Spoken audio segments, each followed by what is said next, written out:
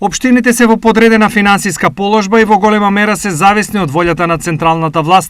Ова им го успорува развојот, не се функционални секогаш и тоа имплицира и дополнителни проблеми. Ние имаме конкретни случаи во Македонија каде што фискалната децентрализација е дискриминирачка, затоа што процентот на наплата на данокот во општина Штип е неколкукратно повисок од процентот на наплата на данокот во некоја друга општина, но ние добиваме исто средство од државата.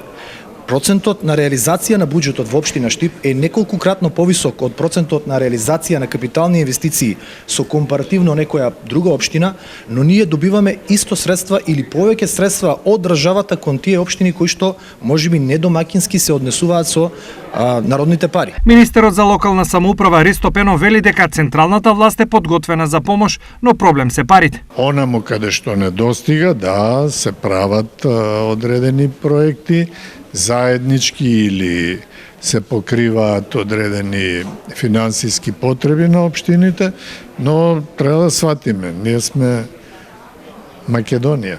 Со тие можности со кои располагаме и со сите ние сакаме се да може да изградиме, но најограничен ресурс во Македонија се парите. Ова е директна штета за граѓаните, бидејќи многу проекти од витално значење остануваат нереализирани. Па најдиректно се засегнати затоа што од ова зависи развојот на инфраструктурата каде што тие живеат.